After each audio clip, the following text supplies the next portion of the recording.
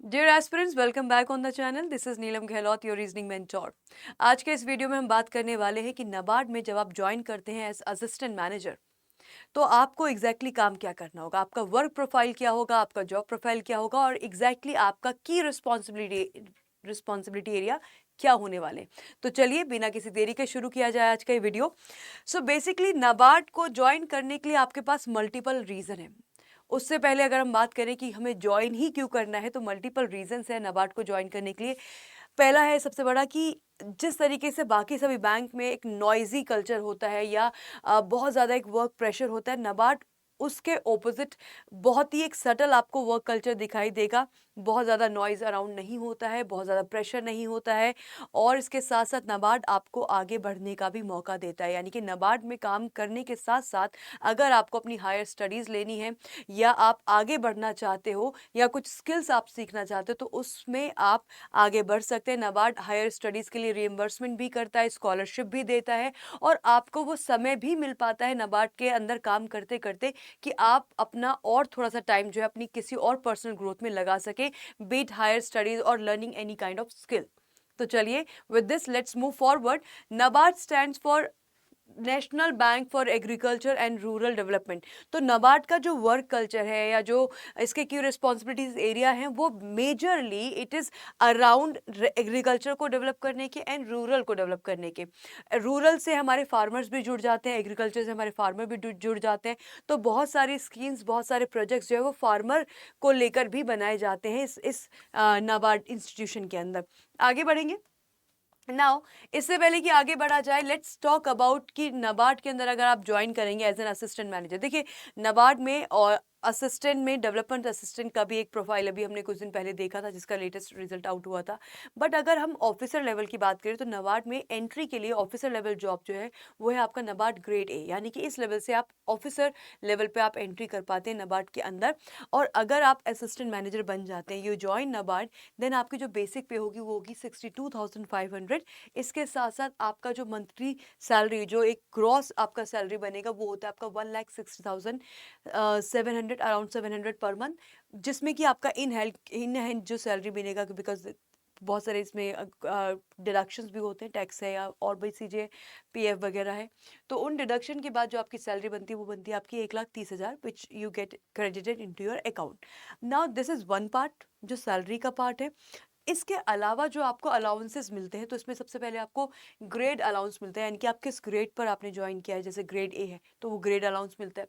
Then JNS allowance मतलब महंगाई भत्ता, ये आपको दिया जाता है। स्पेशल ग्रेड अलाउंसेस आपको मिलते हैं। इसके साथ साथ आपको हाउस रेंट अलाउंस भी मिलता है। कंप्लीट आपकी जो सैलरी है वो कहीं ना कहीं सेव रहने वाली है।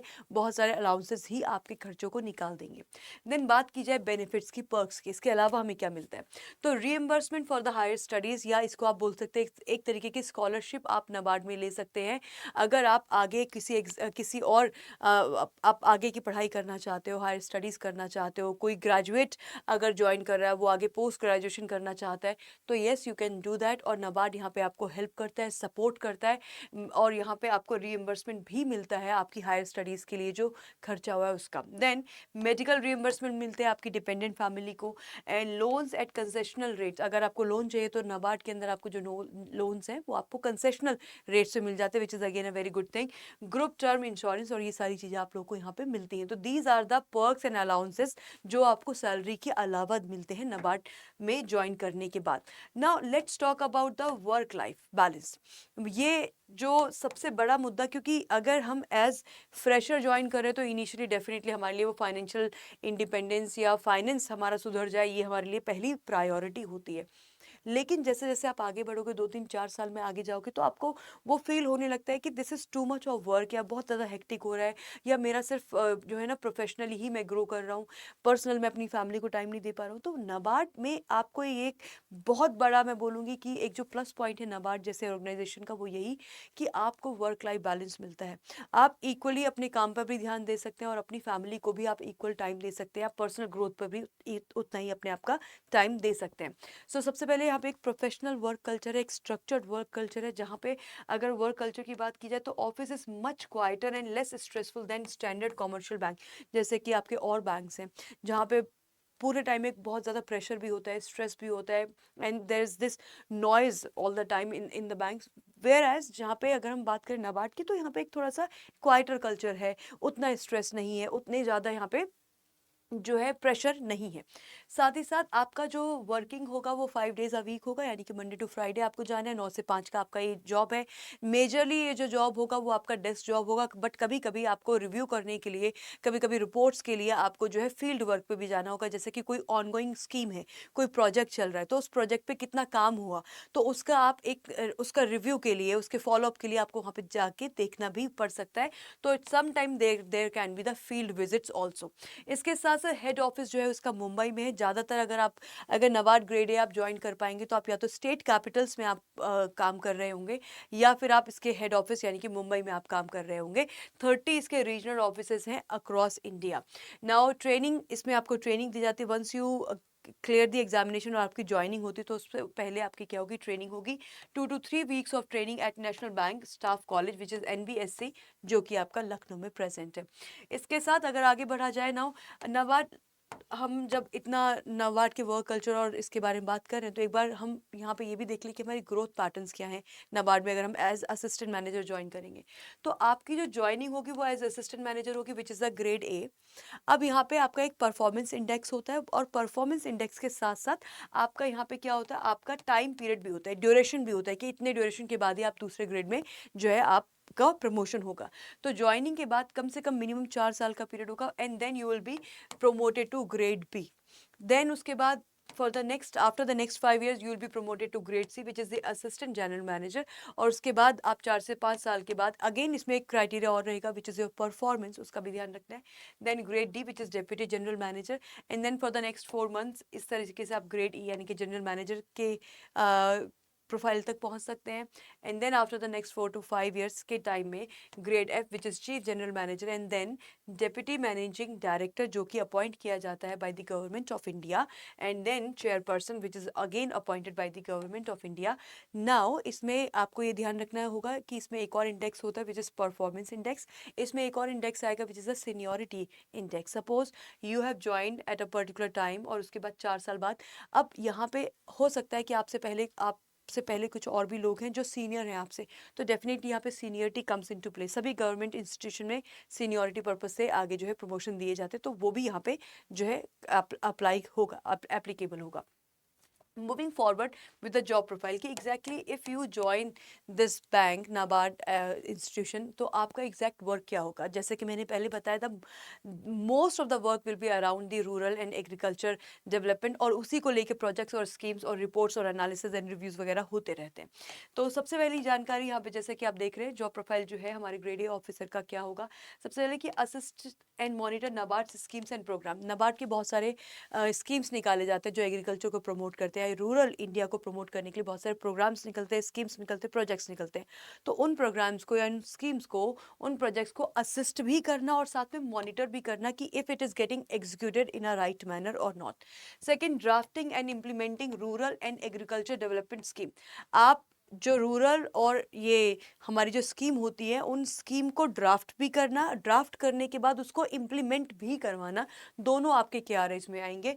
Similarly review loan and credit proposal. अब यहाँ पे क्या है, because you will be connected to so many farmers, आपका कहीं ना कहीं नबार्ड का काम है कि इस तरीके के बैंक्स को जो रूरल इंडिया के साथ कनेक्टेड है या एग्रीकल्चर के साथ कनेक्टेड है, उनको भी क्रेडिट देना, यानी कि उनकी भी फाइनेंशियल सपोर्ट करना, लोन्स को प्रोवाइड करना। तो इस तरीके के जो लोन एप्लीकेशन है, क्रेडिट प्रपोजल्स हैं, उनको रिव्यू करना, उनको समझना, और उनको ये चेक करना कि if it is to be passed और not.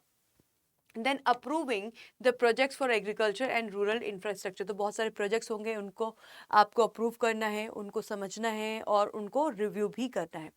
Then farming and managing rural development projects. Again जो हमारे रूरल डेवलपमेंट, अगेन ये सेम चीज़ है, वही चीज़ आपकी एग्रीकल्चर के लिए भी है और वही चीज़ आपकी जो है वो रूरल इंडिया के लिए भी है, रूरल डेवलपमेंट के लिए भी है। तो रूरल डेवलपमेंट के लिए बहुत सारी पॉलिसीज़ को, स्कीम्स को फ्रेम करने के साथ साथ उनको मैनेज भी करना, again the same point. Then conduct inspections and followups on ongoing projects. तो बहुत सारे जैसे जो प्रोजेक्ट्स ऑलरेडी चल रहे हैं उन प्रोजेक्ट्स को जाके उनको इंस्पेक्ट करना, to see if everything is going in the right way, सब कुछ ठीक तरीके से चल रहा है, सब कुछ अपनी टाइमलाइन के अकॉर्डिंग चल रहा है, और उनके फॉलोअप्स को लेते रहना, बार बार उनका रिव्यू करते रहना, जानकारी हासिल करते रहना कि if everything is up to the mark. Then monitoring and supporting rural credit institution. जो रूरल इंडिया के साथ जुड़े हुए इंस्टीट्यूशंस हैं उनको मॉनिटर भी करना और उनको सपोर्ट भी करना financially. Then conducting research and policy analysis. Again बहुत सारे रिसर्च वर्क में भी आप अपना अपना जो है कंट्रीब्यूशन दे सकते हैं, एनालिसिस वर्क में आप अपना कंट्रीब्यूशन दे सकते हैं। So all this will be the job profile of A NABARD grade A officer. Also की रिस्पॉन्सिबिलिटी एरिया की बात करें तो मोर और लेस ये की रिस्पॉन्सिबिलिटी एरिया यही सब है, बट अगर एक बार if we want to go about it तो you will visit the rural areas. जैसे कि प्रोजेक्ट मॉनिटर कैसे करेंगे आप, तो उसके लिए आपको उस रूरल एरिया में जाके विजिट करना होगा जहाँ पे वो प्रोजेक्ट ऑन गोइंग होगा, and two you will have to check if funds for farming and dams और स्कूल्स आर यूज्ड करेक्टली। तो वो जो फंड्स दिए गए हैं क्या वो फंड्स करेक्ट मैनर में यूज़ हो रहे हैं, उनका सही यूटिलाइजेशन हो रहा है, ऑप्टिमम यूटिलाइजेशन हो रहा है या नहीं हो रहा है। सिमिलरली पॉलिसी को इम्प्लीमेंट करना है, जैसे कि हमने पहले भी देखा। So you help run schemes that support poor farmers and the small businesses. तो आप उन स्कीम्स को मॉनिटर करेंगे, उन स्कीम्स को आप क्या करेंगे, उनको रन करेंगे, सो दैट इस तरीके से जो फार्मर्स है, जो नीडी हैं, उनकी हेल्प की जा सके, और अगर कोई अपना स्मॉल बिजनेस स्टार्ट करना चाहता है तो उसमें आप हेल्प कर सकें। Research and reports. You study the rural trends and write reports to help senior leaders make decision. तो उस रूरल एरिया को समझकर, उसके सारे प्रोज एंड कॉन्स को समझकर आपसे एक रिपोर्ट लिखवाई जा सकती है कि अब इस रूरल एरिया के डेवलपमेंट के लिए क्या नेसेसिटी हो सकती है या क्या स्टेप्स लिए जा सकते हैं। So you might will be required to write the report, और वो रिपोर्ट आप अपने सीनियर्स को प्रेजेंट करेंगे, so that your seniors they get assisted in making that decision. Similarly, banking supervision. So you help check on smaller local banks to make sure they follow the rules. So ये majorly ये वो banks होंगे जो rural India से connected होंगे, तो उनको financial support भी करना, उनकी monitoring भी करना, ये सारा काम as a NABARD grade A officer आप लोगों का होने वाला है when you join the bank. I hope हम यहाँ तक बहुत अच्छे से क्लैरिटी हमें मिली होगी हमारे वर्क प्रोफाइल की। तो अगेन जैसा कि मैंने पहले भी बोला कि ये जो वर्क प्रोफाइल है ये इजी प्रोफाइल है, ये बहुत डिफ़िकल्ट यहाँ पे नहीं होंगी चीज़ें। So you first need to understand कि if you want to be there, अगर आपको NABARD जैसे इस एक प्रेस्टिजियस इंस्टीट्यूशन को ज्वाइन करना है तो आपको वो विजन अपना बनाना होगा, डिटरमिन आपको होना पड़ेगा, and then you decide your goal and then you plan how to achieve that, और उसके बाद आपको एक्शन लेना होगा, एक्शन यानी कि आपको वो एग्जीक्यूट करना होगा, and then yes you are there जहाँ पे आप जाना चाहते हैं। So with this we come towards the end of this video. अगर आप में से कोई भी NABARD की इस इतने सारे बेनिफिट्स ने अगर आपको ये सोचने में मजबूर किया that you want to try, you want to you want to write this examination, आप इसके लिए अप्लाई करना चाहते हैं, आप इसको इस एग्ज़ाम को देकर इसमें सक्सेसफुल होना चाहते हैं, अगर ये वर्क कल्चर आपको टेम्प्ट करता है, अगर ये वर्क प्रोफाइल आपको टेम्प्ट करता है, अगर ये सैलरी, ये पर्क्स, ये अलाउंसेस आपको लगता है कि ये मुझे मेरी एक बेहतर लाइफ मुझे दे सकते हैं, तो आपको ये जो है इस एग्ज़ामिनेशन की तैयारी करनी चाहिए।